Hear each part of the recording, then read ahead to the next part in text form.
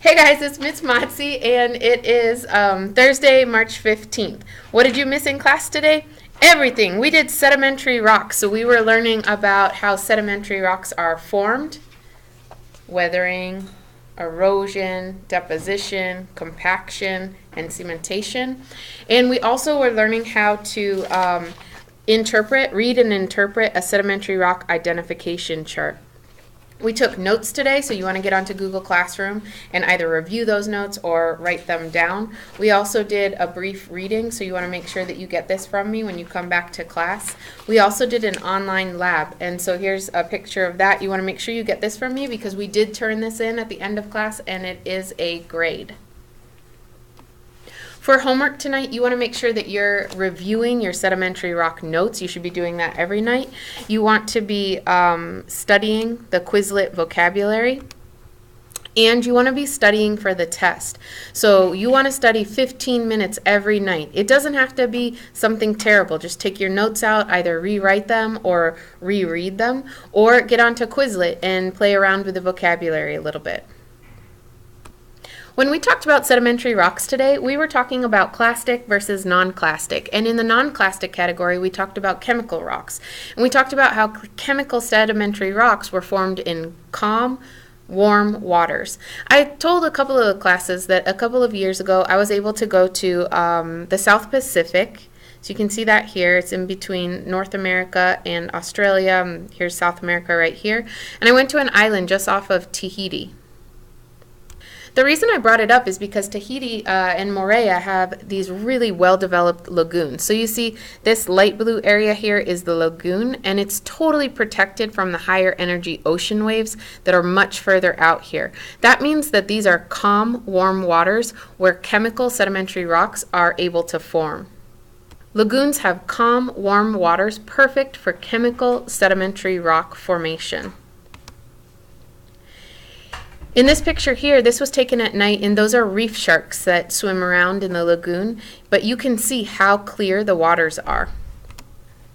Here's another picture showing just how clear the ocean waters are, the lagoon waters are. Switching gears, let's talk about the exit ticket. In order for molten rock to form, you have to have melting.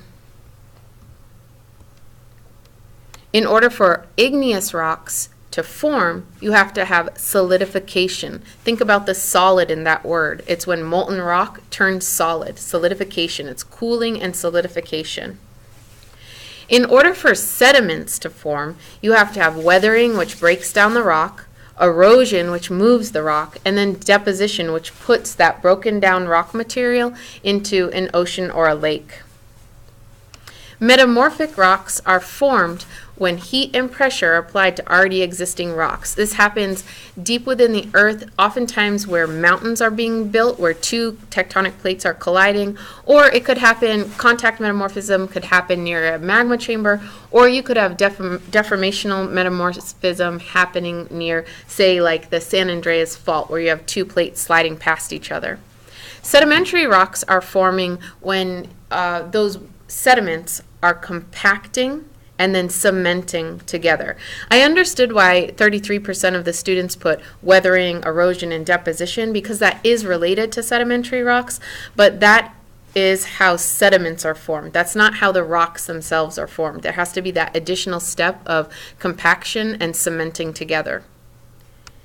Now, this last question was asking what type of rock, sedimentary, igneous, or metamorphic, can turn into an igneous rock if melting and solidification occurs. Your choices were igneous rock, metamorphic rock, sedimentary rock, or all of the above. The correct answer was all of the above, because any kind of rock can turn into an igneous rock as long as the rock is melted and then it solidifies.